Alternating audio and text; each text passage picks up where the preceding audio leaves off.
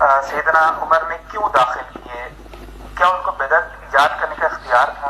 سیدنا عمر ہو یا کوئی بڑے سے بڑی پرسنالٹی ہو، کسی کو اسلام میں بدعت داخل کرنے کا کوئی اختیار نہیں ہے، کیونکہ نبی علیہ السلام نے کیٹیگوریکل مینشن کر دیا، بخاری مسلم میں موجود ہے کہ آپ صلی اللہ علیہ وآلہ وسلم نے فرمایا من احدث فی امرنا ھذا فہو رد، جس نے ہمارے دین میں کوئی چیز داخل کی وہ مردود ہے، چاہے کوئی بھی کرے۔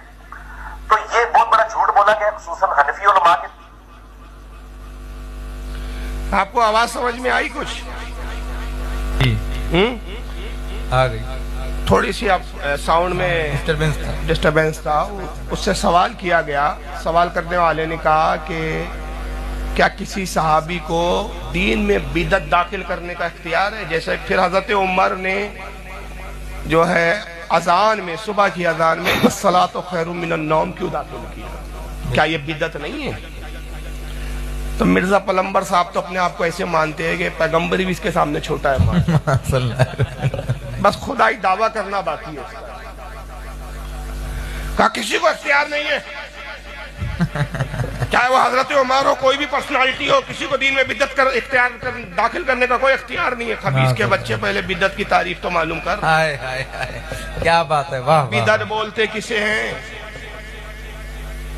اس جاہل کو حضرت عمر کا عمل بدعت نظر آ رہا ہے، جبکہ رسول اللہ نے صحابہ خلفائے راشدین، حضرت عمر خلفائے راشدین میں اس کے عمل کو بدعت نہیں کہا، بلکہ کیا کہا؟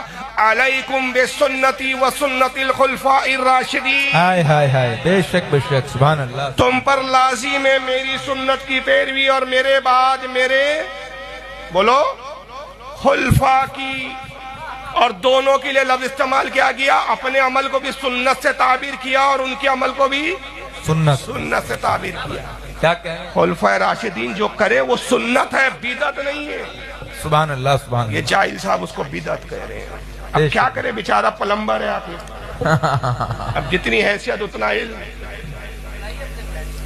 جی۔ کم از کم اس نے بدعت کی تعریف اپنے ابا جان سے ہی سن لی ہوتی۔ آئیے بدعت کی تعریف ان کے ابا جان کون کرتے ہیں؟ کون ان کے ابا؟ ابن تیمیہ، سب سے بڑے علامہ ان کے، شیخ الاسلام ہے ان کے، جلد نمبر 18 ان کی کتاب ہے مجمع الفتاوی۔ یاد رکھیے جتنی کتابیں اسکرین پہ میں دکھاتا ہوں کوئی پی ڈی ایف کتاب نہیں دکھاتا میں بارہ اعلان کرتے رہتا ہوں۔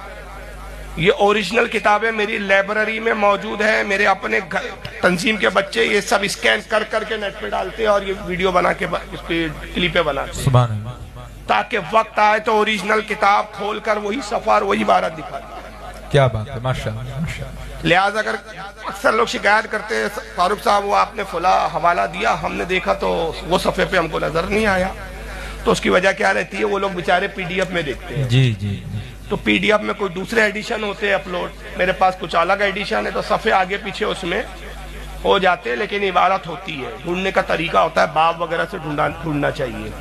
بہرحال یہ مجمع الفتاوی جو میرے پاس ہے اس کی جلد 18 صفحہ 346، ابن تیمیہ صاحب بدعت کی تعریف کیا بیان کرتے ہیں؟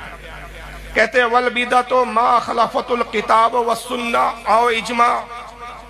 او اجماع سلف الامت من الاعتقادات والعبادات۔